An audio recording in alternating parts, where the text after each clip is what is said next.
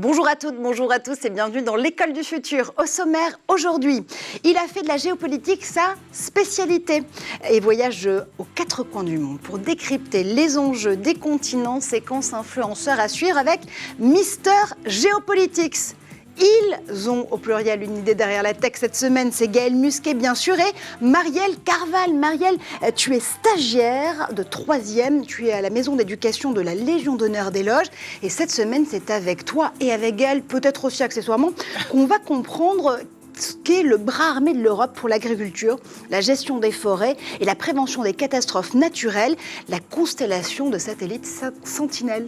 Oui, tout à fait, c'est une constellation qui, depuis le début des années 2000, nous permet de savoir ce qui se passe sur la planète entière, et on verra avec Marielle, comment ces anges gardiens nous protègent au quotidien. Alors, j'attends vos réponses avec impatience. Notre question du jour, première partie, 119e, c'est le triste dossard de la France au classement des 146 pays étudiés par l'OMS sur leur niveau d'activité physique des jeunes. L'éducation nationale vient pourtant d'étendre à la rentrée de septembre les 30 minutes de sport au quotidien à l'école primaire. Alors, comment faire bouger les enfants et les adolescents? Et si on faisait du sport un des piliers de l'éducation? On en parle avec notre invitée Caroline Métro, CEO et cofondatrice de Nomade Éducation. Vous vous êtes entourée d'athlètes d'ailleurs, Caroline, de haut niveau, pour faire rimer sport, éducation et entrepreneuriat. Bonjour à vous. Bonjour. Et puis en deuxième partie de cette émission, le job dating revient en force, vous le verrez, et au sens littéralement premier du terme. Le cabinet de conseil de technologie OnePoint va nous proposer un lovebot pour tester notre compatibilité professionnelle. Job at first sight, on en parlera avec Stéphane Meunier, partenaire Talent Acquisition et membre du COMEX de OnePoint. Ça, c'est pour le sommaire, mais tout de suite, focus. La curiosité est une arme d'éducation massive. Le youtubeur Gilda Le Prince le prouve avec sa chaîne Mister Geopolitics. Près de 200 000 fans suivent ses vidéos pour mieux comprendre les enjeux du voyage au bout du monde avec Xavier Terrade. On fait ce voyage tout de suite. Salut les aventuriers! Salut les aventuriers! Les aventuriers de Mister Geopolitics sont près de 200 000 à suivre Gilda Le Prince sur sa chaîne YouTube.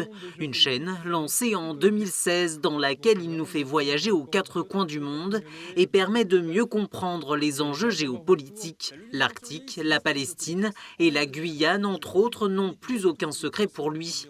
Son voyage sur le Charles de Gaulle a aussi marqué les esprits. Le porte-avions Charles de Gaulle peut parcourir 1000 km en 24 heures. J'ai pu passer 6 jours à bord. En 2019, Mister Geopolitics faisait le point sur sa chaîne YouTube qui ne cessait alors de gravir les échelons. En 3 ans et demi, la chaîne est passée de ça, approfondir mes connaissances sur ces sujets-là, au volume total d'hydrocarbures déversés dans la la nature, moyenne des océans est de 3800 mètres. à ça. Le Japon, l'Inde. C'est parce que ça permet d'envoyer dans les... Les productions se sont professionnalisées et sacrément alourdies. Puisque j'ai relativement peu de moyens, je suis contraint de tout faire tout seul. Gilda Le Prince appelait alors ses abonnés YouTube à le soutenir financièrement, dévoilant les coulisses de ses vidéos. Il m'a fallu 42 jours pour réaliser 2 épisodes au Svalbard. 4 jours de travail de recherche et de lecture, 4 jours d'écriture, 10 jours de tournage où l'on s'est rendu sur place, une fois de retour, 22 jours de montage, de réalisation des cartes et de post-production, 2 demi-journées de tournage d'interviews d'experts qui ont eu lieu à Paris, et 2 demi-journées d'enregistrement de la voix off. Avec autant de travail, cela permet à Mister Geopolitics de proposer une nouvelle vision du monde. Salut tout le monde, ici Mister Geopolitics. L'objectif de cette vidéo, c'est de mieux comprendre l'insécurité au Sahel et de mieux connaître les membres qui composent les organisations djihadistes de la région. Le youtubeur cartonne aussi sur TikTok où il a plus de 118 000 abonnés. Le succès de Mister Geopolitics s'est aussi décliné en librairie. Un jeu de société a même été commercialisé. Voilà pour notre revue d'influenceurs et influenceuses éducation et positif. T'as un influenceur préféré, toi, en ligne, Gaël? Toi Marjorie. Oh, c'est beau ce que vous dites. C'est beau. Je crains de ne pas arriver à la cheville d'Hugo Décrypte ou de Gaspard G, mais Caroline, est-ce que vous aussi, vous avez un influenceur préféré? Moi, j'aime bien Hugo Décrypte. Voilà, je trouve que ça permet à toute une génération de s'intéresser à des sujets d'actualité. Il est très suivi par les jeunes. Je trouve que c'est encourageant de voir cette curiosité. Marielle, ça fait partie de tes sources aujourd'hui, Hugo Décrypte? Moi, j'avoue que pas trop, en fait, parce que déjà, la semaine, je peux pas utiliser le téléphone, donc le week-end, c'est pas forcément ce que je regarde en premier. Eh ben bravo, voilà, on a une détox directe de numérique et de téléphone portable avec toi, Marielle. Sur ce plateau, tu vas évidemment nous suivre pendant toute cette émission parce qu'on va démarrer notre première partie du jour, notre talk, avec cette question: et si on faisait du sport un pilier de l'éducation ?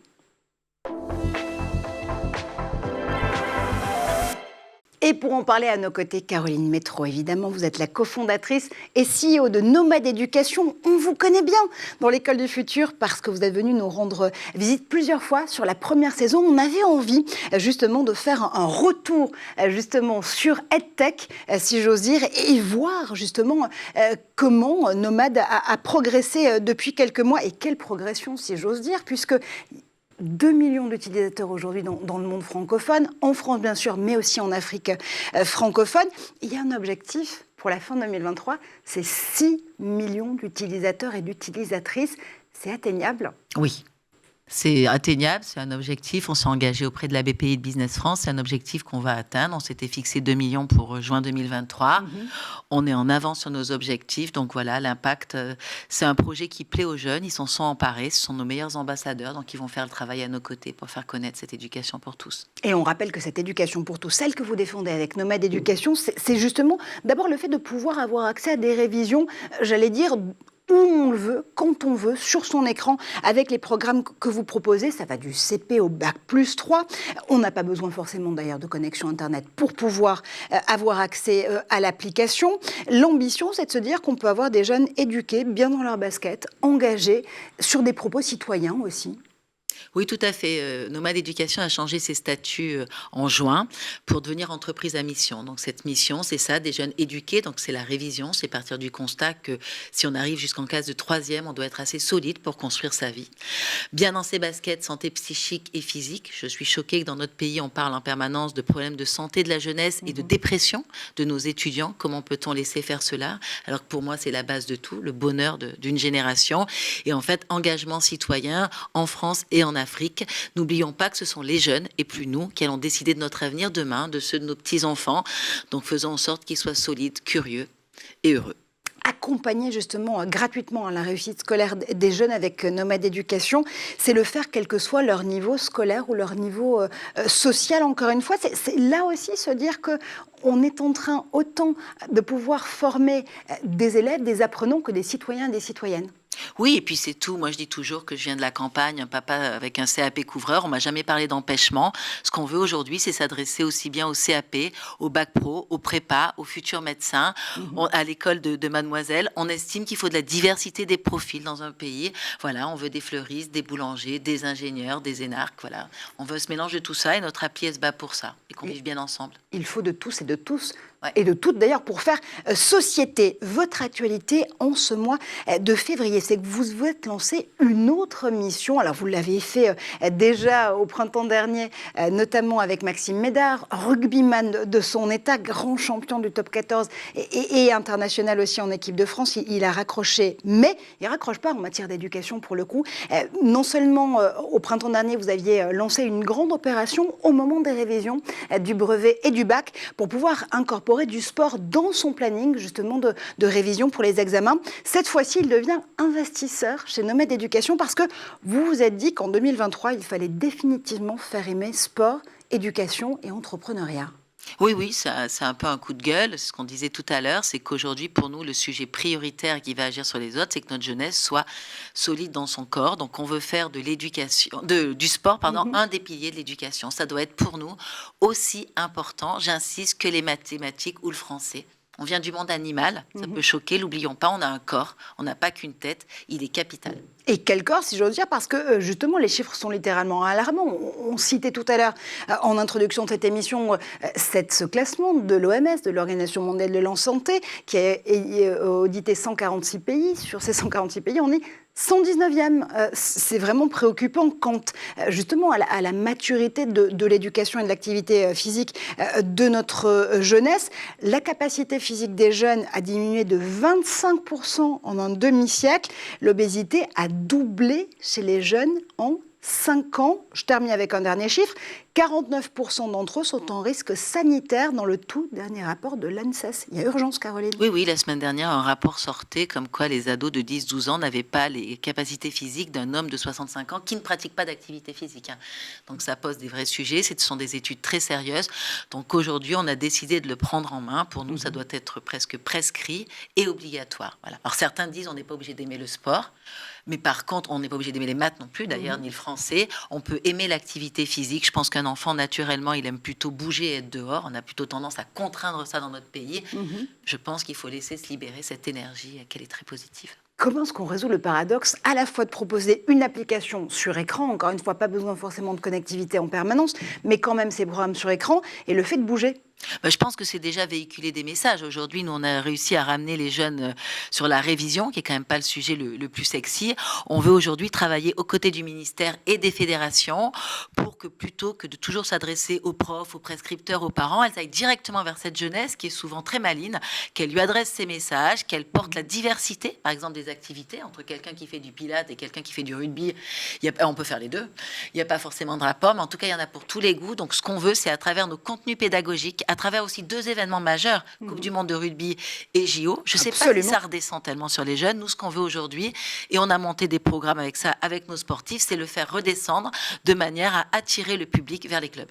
Est-ce que, Marianne, tiens, toi, par exemple, tu es intéressée par ces grands événements sportifs dont la France va devenir la capitale dans quelques mois à peine, septembre pour la Coupe du Monde de rugby.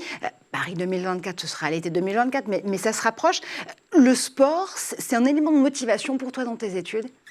Alors moi, dans mes études, pas forcément, parce que c'est vrai que le sport il va plutôt passer en second plan. Mais après, je trouve quand même que le sport, il prend une place importante dans la vie. Par exemple, mon père, il est très sportif. Et du coup, il m'encourage plutôt dans cette voie-là, même si j'avoue que je le fais pas souvent. Mais après, pas forcément.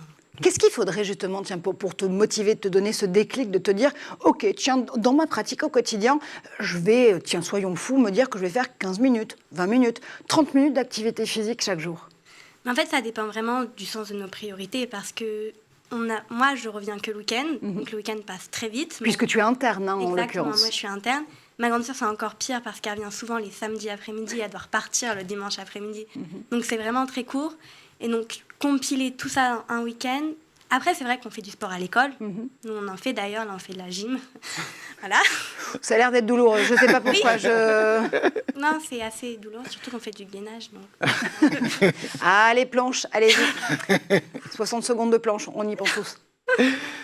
Mais après, moi, je pense que c'est surtout, ça dépend de soi-même, si on est prêt à le faire ou pas.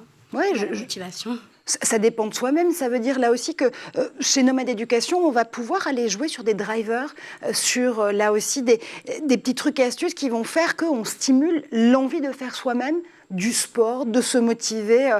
Il y a des trucs et astuces ou des tips de Maxime Médard, pour nous y aider. Ah oui, je pense qu'il y a justement de ne pas parler que de sport, de compétition, de résultats, etc., qui peuvent mettre très tôt des enfants, d'autant plus qu'on a de plus en plus d'obésité en difficulté. Si vous vous retrouvez la première fois à faire du cheval d'arçon, comme j'en faisais à l'époque, ou des choses comme ça peut être compliqué. Donc je pense qu'il y a de la diversité. Et pour rebondir sur ce qu'elle disait qui est intéressant, c'est que je pense qu'on ne tiendrait pas ce rapport par rapport au français. On ne se pose pas la question d'étudier le français. Donc pour moi, il n'y a pas de temps pour le sport, c'est obligatoire. Sinon, c'est claqué à 60 ans. Enfin, j'insiste, je peux paraître ridicule là-dessus, mais c'est pas vraiment, c'est un sujet important et je pense que ça doit être porté par les parents. Il y a des pays comme la Suède où c'est pour tout le monde. Enfin, c'est un peu comme l'anglais, ils parlent tous anglais, ils sont ni plus forts ni plus intelligents que nous. C'est comme ça, on est différents et ils font tous du sport parce que ça fait partir. On ne peut pas abstraindre cette partie du fait qu'on ait un corps qui est aussi important. Tout le monde est en capacité de trouver une demi-heure pour faire une activité physique. Voilà. Gaëlle, je vais dénoncer un enfant que tu connais bien, il est en seconde en l'occurrence, qui t'a demandé une année sabbatique par rapport à l'exercice physique. T'acceptes ça en tant que parent? J'ai pas eu le choix, il est plus lourd que moi maintenant. Il fait 10 kilos de plus, donc j'ai pas trop le choix. On discute avec Marielle, elle, son papa, il peut encore avoir des mesures, voilà. Moi pas.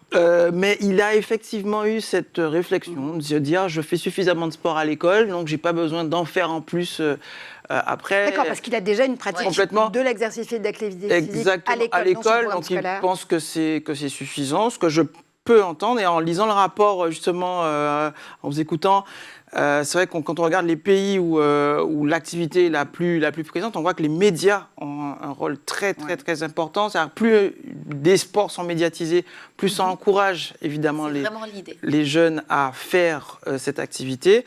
Et malheureusement, dans d'autres pays comme l'Inde et le Bangladesh, mais souvent par rapport aux filles, le fait qu'elles assurent beaucoup les corvées ménagères, qui font que elles ont une activité physique qui est plus prégnante que chez les garçons. Donc on a même des disparités entre les sexes, entre les filles et les garçons. Donc il y a ces facteurs qui sont un peu compliqués, mais effectivement, on est un pays riche où... oui, avec un bon système de médecine quand même, on peut en dire ce qu'on veut, mais un des meilleurs au monde. Comment peut-on arriver 120, j'arrive même plus à m'en souvenir, dans les classements. Et au-delà de ça, le sport, si on parle, je suis convaincue que tu respectes beaucoup, par ton éducation, le handicap. Regardez cette inclusion, quand nous, on a pris des gens au capital, Meryl, qui est champion de France, double champion de France en para-badminton. Quand vous le voyez, vous voyez pas qu'il lui manque un avant-bras, vous voyez son sourire. D'abord, on rigole beaucoup avec Meryl. C'est Meryl, génial, sa combativité. Le sport, moi, j'ai été interviewée quelqu'un qui est tétraplégique, qui fait du rugby fauteuil. En 2 secondes, déjà, c'est lui qui vous dit j'ai vraiment pas à me plaindre, il y a des gens, c'est pire que moi, et il a une combativité. Donc, c'est ça, le sport, c'est aussi l'esprit d'équipe, être ensemble, c'est respecter des règles. Un arbitre, je trouve que pour la vie en entreprise et la sociabilisation, moi, je ne connais rien. J'adore l'art, j'adore la culture, mais je pense qu'aujourd'hui, c'est encore plus essentiel, et tant pis si ça déplaît à certains intellectuels, de bouger notre corps. C'est un facteur d'inclusion, vraiment, au sens premier du terme, vous le rappeliez, et c'est aussi se préparer finalement à la suite, à la façon dont on parle beaucoup des soft skills, des life skills, ces compétences comportementales. Le sport, ça peut en amener d'autres ? Oui, déjà, je pense que ça peut amener le principal soft skill, c'est la confiance en soi. C'est-à-dire, quand on arrive quelque part, ça peut être une manière de se tenir. Le sport, ça vous construit dans votre corps. Souvent, à l'adolescence, on est plutôt en réservé ou au fond de son canapé. Ça, c'est un soft skill qui est fort. L'impression que vous donnez à l'autre quand vous arrivez quelque part, première chose. Deuxièmement, tous les sports sont un peu collectifs. On parle de sport individuel, mais vous avez toujours une équipe. Vous avez des coachs, vous avez des arbitres. Ça vous apprend à l'engagement. Ça vous apprend à perdre. C'est fantastique d'apprendre à en perdre. On se prend tous des claques. La vie, elle est difficile. Moi, je suis pour des jeunes combatifs. On n'arrête pas de vouloir les préserver. Moi, au contraire, je veux qu'ils sachent que c'est pas facile et qu'ils soient prêts à, quel que soit ce qu'ils affrontent dans la vie, à être solides derrière. On est résilient quand on est jeune. Donc, ça crée la résilience. Ça crée, ça peut rendre aussi très humain et très drôle. C'est important dans l'entreprise. On a besoin, à l'heure où on nous parle que de télétravail, de convivialité, d'esprit d'équipe. Moi, c'est quelque chose que je regarde, et je sais que de plus en plus d'entreprises, et c'est pour ça qu'on a fait rentrer des sportifs dans l'entreprise, c'est que ça nous apporte des valeurs très fortes. Voilà.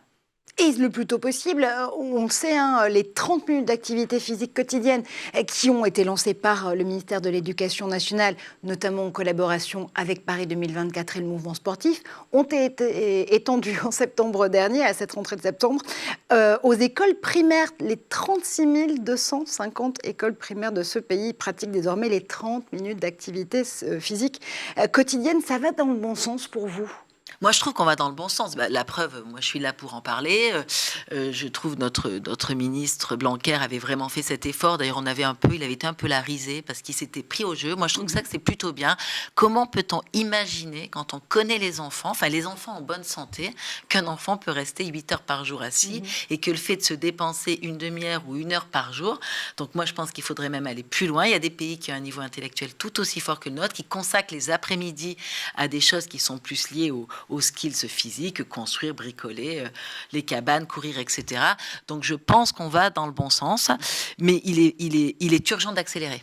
Il est urgent d'accélérer. En effet, on continue à accélérer avec vous, Caroline. Vous restez avec nous sur ce plateau. Marielle Hegel reste aussi à nos côtés. Dans un instant, on va parler justement de ces métiers du futur et de la façon dont on peut justement matcher avec son emploi. Ce sera avec notre invité de OnePoint.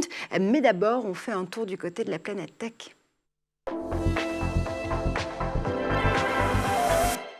Et c'est le Zap avec notre birthday boy préféré, Edouard Deniot. Science and magic. Under this table is a mirror angled at 45 degrees, which reflects the opposite side. That makes it look like you can see right through it. The label on the top gives the delivery people the instructions, and it works like magic. I haven't lost a single package yet, because a porch pirate won't steal something if it isn't even there.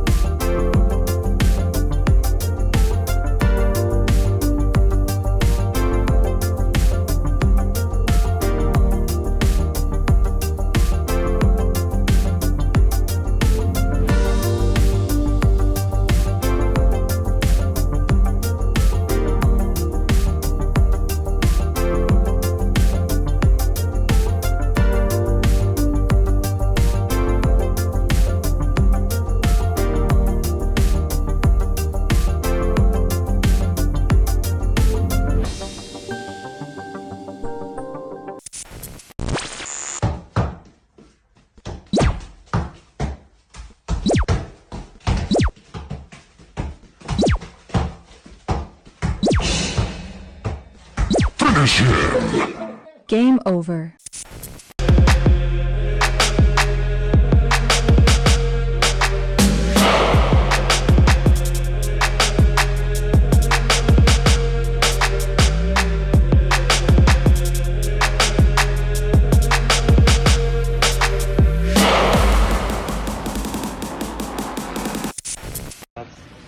We close. Yeah, look at that. And what do you feel in your hand when that happens? Do you feel your fingers moving? 'Cause I love you for infinity. I love you for infinity. 'Cause I love you for infinity. I love you for infinity. Et nous sommes de retour sur le plateau de l'École du Futur, toujours en compagnie de Caroline Métro pour Nomade Éducation, de Gaël Musquet et évidemment de Marielle Carval. Et pour cette deuxième partie, on est aussi rejoint par Stéphane Meunier, Partner Talent Acquisition et membre du COMEX de OnePoint. Stéphane, vous êtes un spécialiste du recrutement et vous allez justement nous parler de ce job dating qui revient en force dans un instant. Bonjour à vous. Bonjour. Mais d'abord, ils ont une idée derrière la tech cette semaine. Vous l'avez compris, c'est Gaël et Marielle. J'ai l'air riche, dis donc, cette semaine. Gaël et Marielle ont une idée derrière la tech pour nous parler de Sentinelle. Tout à fait, ce sont nos anges gardiens spatiaux européens, 8 satellites actuellement en orbite qui constituent la constellation Sentinelle. En février 2008, l'Union européenne et l'Agence spatiale européenne signent un accord pour pouvoir créer une constellation de satellites qui allait pouvoir fournir des données au programme GMES. À l'époque, ça s'appelait Global Monitoring for Environment and Security, qui est devenu ensuite non plus joli, Copernicus. C'est plus simple. Voilà, c'est un peu plus simple. Et l'objectif de ce programme, c'est d'observer la Terre, de comprendre un peu ce qui se passe en matière d'environnement, contrôler, surveiller justement l'environnement, mais aussi assurer la sécurité des biens et des personnes. Et donc, ces satellites sont garants de la souveraineté européenne en matière d'environnement, de suivi du réchauffement climatique, suivi des océans aussi, mais aussi des cultures agricoles et des surfaces forestières. Quelles sont les caractéristiques de ces satellites, dites donc ? Alors au commencement, l'Union européenne créa Sentinelle-1A et Sentinelle-1V, 2 satellites radars qui ont une résolution de 10 mètres. Et donc, ils sont lancés en 2014 puis 2016 respectivement depuis le Centre spatial guyanais. Et ils sont des satellites qui sont capables de jour comme de nuit, même quand il y a des nuages, de détecter le relief. Donc, ce sont des radars, donc ils détectent avec 10 mètres de précision l'altitude et la géométrie en fait, de la surface terrestre.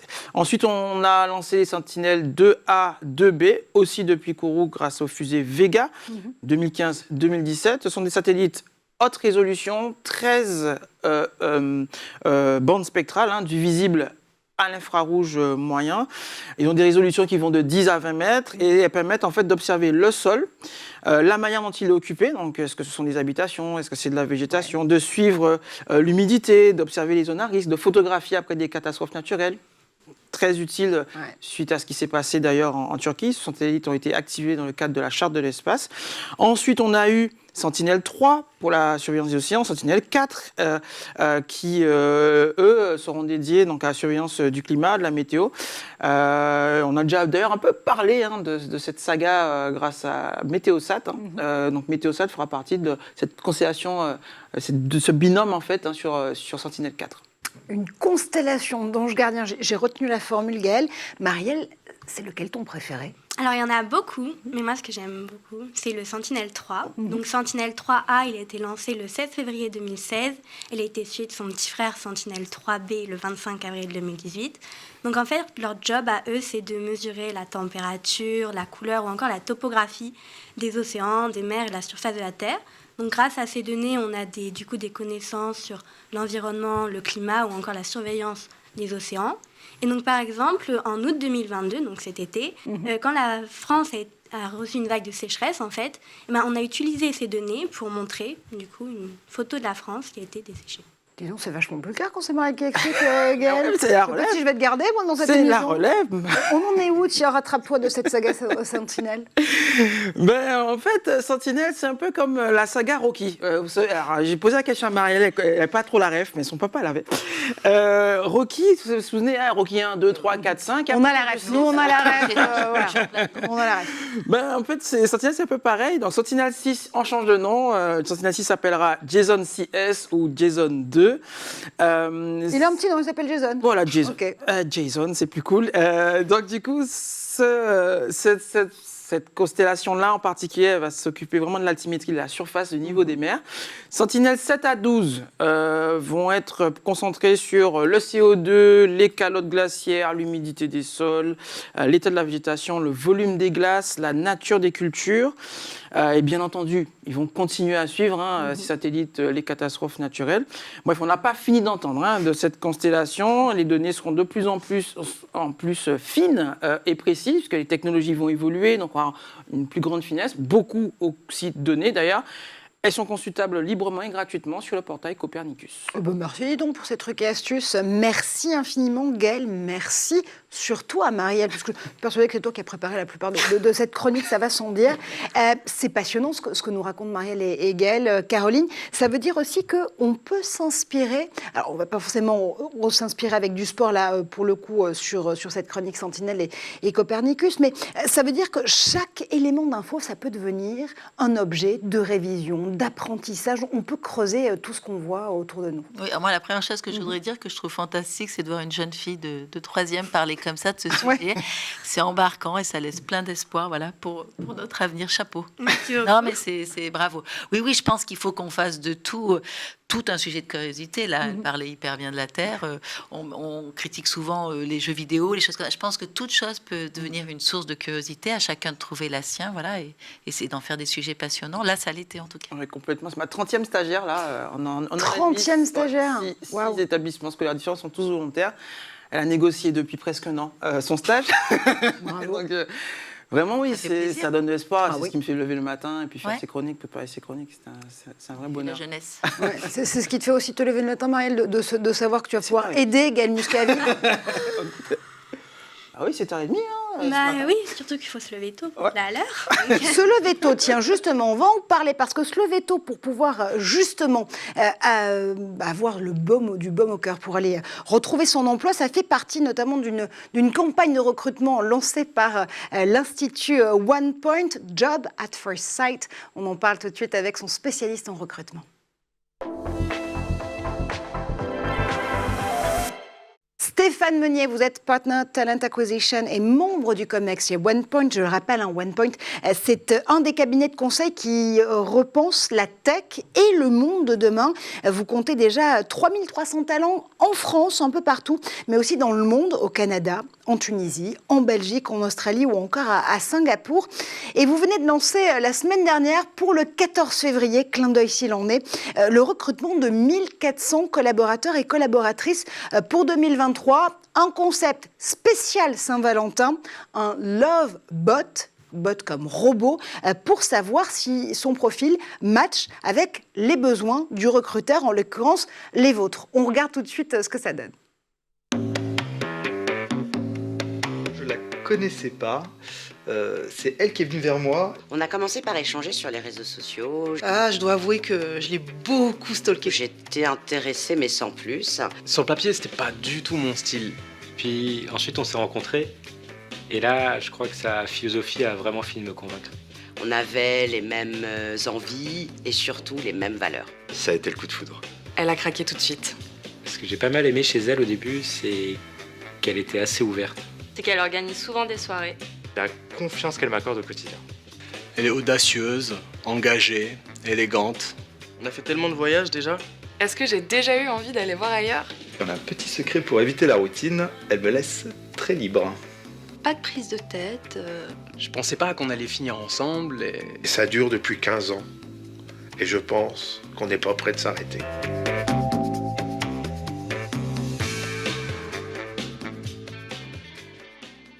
Alors Stéphane, c'est ce qu'on appelle du job dating au premier sens du terme. Oui, alors bon, c'est surtout un trait d'humour hein, pour faire le buzz, et d'ailleurs ça a très bien marché, hein, ça a été très repris, on a collecté énormément de CV, donc voilà, on a vraiment réussi notre coup en surfant sur... l'idée c'était surtout de souligner le fait que le recrutement c'est avant tout une rencontre, et c'est une rencontre bijective, c'est-à-dire c'est l'entreprise qui choisit ses nouveaux collaborateurs, mais c'est aussi les candidats qui choisissent une entreprise. Et en ça, on peut faire la métaphore avec la relation amoureuse. Voilà. Oui. Et d'autant plus qu'on a envie que ça dure. Complètement, et au-delà, encore une fois, hein, du clin d'œil et de cette métaphore avec le sentiment amoureux, aujourd'hui, c'est vrai qu'on est aussi face à une génération, la Gen Z notamment pour ne pas la nommer, qui arrive en entreprise et qui va finalement choisir son futur recruteur comme s'il choisissait un partenaire. Alors, peut-être pas de vie en l'occurrence, parce qu'on va changer 5 à 8 fois de métier dans sa carrière désormais, mais en tout cas, être sûr qu'on va aussi pouvoir communiquer et fonder une relation d'employé à recruteur, à entreprise, sur les mêmes valeurs. Oui, tout à fait. C'est vraiment quelque chose qui est devenu très prégnant ces dernières années. C'est la recherche du sens, c'est l'alignement entre ses valeurs personnelles et les valeurs de l'entreprise et ce qu'on va faire au quotidien. C'est aussi une demande vraiment de plus en plus forte de pouvoir voir l'impact qu'on a. Alors en plus, dans nos métiers du conseil, on accompagne des clients. Donc il y a vraiment un souhait de pouvoir aussi s'assurer que le cabinet de conseil va travailler sur des clients avec lesquels on a envie de travailler et de pouvoir avoir le choix aussi de sa mission et de pouvoir donner du sens au travers de l'impact qu'on a dans la transformation de nos clients, que ce soit des grands industriels ou du secteur public. Évidemment, recrutement bien ordonné commence par soi-même quand je vous écoute, Stéphane. Pardon ? Recrutement bien ordonné commence par soi-même. C'est-à-dire que si vous arrivez en tant qu'institut et OnePoint à pouvoir justement là aussi coller aux valeurs attendues désormais par vos futurs talents au masculin et au féminin, vous allez aussi pouvoir montrer par extension à vos clients le bon exemple. Tout à fait. Alors le OnePoint est un laboratoire en fait de ce qu'on propose à nos clients. Donc, comme vous pouvez le voir derrière moi, vous avez nos locaux. On investit énormément dans les lieux de vie que sont nos bureaux. Ils sont vraiment pensés pour le bien-être de nos collaborateurs. Et vraiment, l'humain, c'est vraiment le cœur de notre stratégie. Un cabinet de conseil, de transformation numérique, c'est avant tout des femmes et des hommes et leur bien-être. Nous, notre conviction, c'est que leur bien-être, il est source de performance pour tout le monde. Alors, je vais me tourner vers Caroline avec votre casquette, là aussi, de recruteur, parce que Nomade Éducation, c'est aussi une scale-up de l'EdTech, des technologies de l'éducation. Vous le disiez tout à l'heure, vous êtes entouré de sportifs, d'athlètes de haut niveau qui vous ont rejoint, notamment pour préparer la stratégie à venir de Nomade Éducation. Là aussi, comment est-ce que vous avez su les convaincre en tant que recruteur ? C'est vrai qu'aujourd'hui, on a coutume de dire qu'il n'y a pas d'amour, il n'y a que des preuves d'amour. Est-ce que ces talents-là vous ont demandé des preuves d'amour en forme de valeur pour pouvoir... Je les ai recrutés comme les autres. Moi, ça fait, 35 ans que je travaille, 35 ans que je m'amuse. Donc, j'ai toujours privilégié, voilà, c'est ma façon de voir les choses. Je pense que les gens le ressortent. On a un projet impact, ça les a séduits. Donc, ça, on l'a depuis le début. On n'a pas attendu les modes, etc. 2, j'ai jamais tellement favorisé le télétravail, mais plutôt l'esprit d'équipe. Non, mais c'est vrai, c'est notre positionnement. Les gens le connaissent. Je vois tous les gens de l'entreprise avant de les recruter, même 10 minutes, même les stagiaires, parce que je veux qu'on se sente bien. C'est important, on est une petite boîte, donc pour aller vite, il faut qu'il y ait une cohésion. Et les sportifs, je les ai choisis parce que je les ai trouvés, il y avait un côté carrière qui me fascinait, donc de la diversité dans les sports, et il y avait de l'humilité. Voilà, il y avait de l'humilité, il y avait même parfois une forme de timidité, d'envie d'apprendre, de la curiosité. de l'engagement, du goût de l'effort, voilà, des gens qui se prenaient pas la tête et voilà, donc ça a été super naturel. Moi je dis quand il y a un doute, il n'y a pas de doute, donc j'ai de la chance de ne pas avoir de sujet compliqué de recrutement aujourd'hui, donc j'ai toujours eu de la chance, je croise les doigts, j'espère que ça continuera, voilà, je fais confiance à mon instinct et je dis souvent qu'à 50 ans, j'ai plus envie de m'embêter et au travail, quand j'y vais, c'est tous les matins pour trouver une équipe que j'apprécie énormément. Donc on a aussi fait l'effort sur les bureaux, après on n'a pas toujours des moyens. Moi j'ai vu des start-up nous vendre les bureaux toute la journée pour passer 2 ans après le baby-foot et les petits-déj tous les matins à full télétravail. Donc je fais très attention aux tendances. Ouais. J'essaye qu'on reste nous, sur une ligne qui est surtout les uns les autres, s'apprécier, se retrouver, s'intéresser, parce que l'entreprise, moi j'arrive pas à couper tout. Voilà, les gens parfois ils ont des difficultés personnelles, des choses comme ça. Donc voilà, qu'on soit tous les uns avec les autres entiers. C'est important ce que nous dit Caroline, Stéphane, sur aujourd'hui les nouvelles tendances de recrutement et la façon dont on peut aussi constituer des équipes. Encore une fois, on le sait, les talents aujourd'hui sont volatiles, notamment parce qu'ils ont besoin de se retrouver dans les valeurs de l'entreprise qu'ils vont embrasser et qu'elles vont embrasser. Il y a aussi cette idée de se dire qu'aujourd'hui, on n'est plus prêt à tout sacrifier non plus pour pouvoir entrer au sein d'une entreprise. Et puis, pour le recruteur, et évidemment, vous l'êtes au premier sens du terme, il y a aussi le fait de se dire qu'il faut rester cohérent dans la façon dont on va pouvoir faire prendre cette équipe. Il y a une recette secrète pour que justement le liant soit là. Alors là, non, il n'y a pas de recette secrète. C'est comme en amour, hein, pour continuer. Il faut rencontrer les gens. Nous, évidemment, pendant le Covid, on a été obligé de passer sur de la visioconférence parce qu'on a continué à recruter pendant le Covid. Mais dès qu'on a pu, on est revenu sur de la rencontre présentielle, sur vraiment la recherche de la personnalité. On peut le voir qu'au travers d'échanges avec les personnes. Pour revenir aussi sur peut-être une question qui peut être posée, évidemment, on n'utilise pas d'intelligence artificielle pour faire un matching. Donc, on est vraiment dans du sur-mesure, même si le volume qu'on recrute est vraiment énorme, hein, puisque c'est plus de 1000 recrutements. Et du coup, il faut derrière s'équiper avec des recruteurs, recruteuses pour le faire, parce que nous, on pense que c'est vraiment important. C'est un acte important que de choisir nos futurs collaborateurs pour juste, et je reprends ce qui a été dit tout à l'heure, l'important c'est aussi le collectif dans l'entreprise. L'entreprise, c'est du collectif, et la force de OnePoint, c'est la force de son collectif. L'entreprise, c'est du collectif. Évidemment, ça me fait penser à la métaphore sportive qu'on brossait ensemble tout à l'heure, Caroline, mais pas que. Oui, c'est une équipe. Et pour rebondir, moi, quand je vois les gens, je ne regarde pas tellement le CV parce que c'est vrai qu'ils se ressemblent beaucoup. J'adore aller interroger. D'ailleurs, mes managers me disent souvent, mais comment tu as réussi à faire ça sur cette dernière partie? Donc, ça peut être une passion, ça peut être un sport, ça peut être la guitare, les jeux vidéo. Et je trouve que là, les gens se révèlent et on ressent la personnalité dans ces 5 minutes sur des questions, non pas personnelles, mais sur des sujets autres que le profil scolaire. On parlait de soft skills. Et c'est là qu'on crée une équipe. Et pourtant, chez Nomad Éducation, les gens ne se ressemblent pas. Donc, je ne cherche pas, ils ne me ressemblent pas. J'ai vraiment des équipes entre les commerciaux, les techs, ils sont très différents. J'en ai plein qui détestent le sport.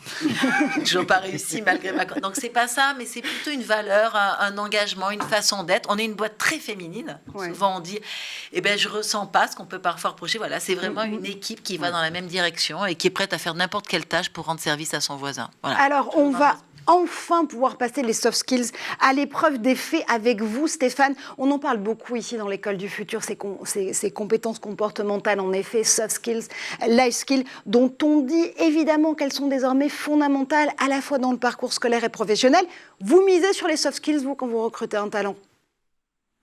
Oui, alors on cherche des gens qui ont du potentiel, donc qui ont une formation académique qui va leur permettre d'évoluer, de se former tout au long de leur vie.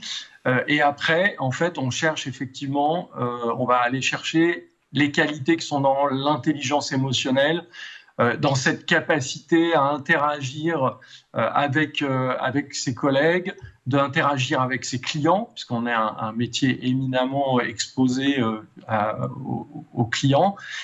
Et donc les soft skills, la personnalité, la capacité créative, sont des choses qu'on regarde de très près. Et qui, in fine, à parcours académique, à technicité égale, c'est ce qui fait la différence. Et c'est aussi ce qui fait les plus belles carrières. Ce sont les gens qui ont ces qualités humaines. C'est ce qui donne ce petit plus dont Caroline parlait il y a encore un instant. On va se projeter, si vous le voulez bien, dans les métiers du futur, parce qu'encore une fois, OnePoint, c'est un des meilleurs observatoires en tant qu'institut, justement, d'analyse des tendances tech et des tendances du monde de demain pour pouvoir en parler. On parle souvent dans l'école du futur de cette technologie plus éthique, plus sobre énergétiquement, plus responsable qu'on veut pouvoir construire. Les talents de ces métiers du futur, ils sont aussi chez vous, Stéphane. Aujourd'hui, quand on parle de métiers du futur, on parle de quoi exactement? Alors, il y a 10 ans, si on s'était posé cette même question, je pense qu'on n'aurait pas forcément donné les bonnes informations. Donc, ce que je peux dire, c'est qu'aujourd'hui, les grandes tendances, c'est les sujets de la cybersécurité, c'est les sujets de la data, c'est les sujets du cloud. Voilà. Demain, elles seront certainement différentes. On voit émerger une nouvelle vague sur les grands ERP. Il y a eu une vague dans les années 2000 autour de SAP. Aujourd'hui, on voit SAP, Workday qui arrivent avec des nouvelles solutions qui permettent vraiment de transformer les process des entreprises. Donc voilà quelques tendances du moment. Et comme je le disais tout à l'heure, l'important, c'est d'avoir le potentiel pour évoluer, pour se former. C'est aussi l'investissement que l'on fait chez OnePoint. On a une OnePoint Academy, qui est une formation, une école de formation interne, qui aborde d'ailleurs tous les sujets, aussi bien les sujets du savoir-être, autour des humanités, autour de la technologie, donc pour améliorer son expertise. Donc c'est un investissement très conséquent que l'on fait, et en 2025, cette école aura un lieu donc à Bordeaux, où on va installer notre académie. C'est votre choc de décentralisation à vous. Marielle, je voudrais qu'on termine quand même cette émission en essayant de comprendre ce que toi, tu t'imagines comme métier du futur. Aujourd'hui, encore une fois, tu es en classe de 3e. Bientôt, des examens pour toi. Et puis, le grand moment du bac. Quand tu penses à ton métier de demain, tu y penses comment? Tu imagines que ce sera quoi? Alors, en fait, je ne sais pas du tout. C'est le cas de beaucoup de mes amis, d'ailleurs. En fait, on a beaucoup de possibilités, mais en même temps, on a l'impression qu'on n'en a pas tellement. On ne sait pas encore vraiment sur quoi on va s'orienter, mais de toute façon, beaucoup de nos professeurs disent que ça va venir, donc on n'est pas forcément inquiète à propos de ça. Par exemple, ma grande sœur qui est au lycée, elle, un jour elle veut faire ça, un jour elle veut faire ci, elle change vraiment beaucoup d'idées, donc je me dis que j'ai un peu le temps de voir venir quand même. Bon, et tu laisses justement les possibles le plus ouverts, et ça, c'est bien. Merci infiniment. Marielle Hédon, je pense que ton métier du futur, ça peut être journaliste. Tu veux. Je prête mon siège quand tu veux. Merci infiniment, Marielle, d'avoir été avec nous. Merci comme toujours à Gaëlle. Merci à vous, Stéphane Meunier, depuis OnePoint en duplex. Et merci comme toujours à Caroline Métro et Nomade Éducation. Nous, on se retrouve dès demain pour d'autres aventures dans l'école du futur. Mm-hmm.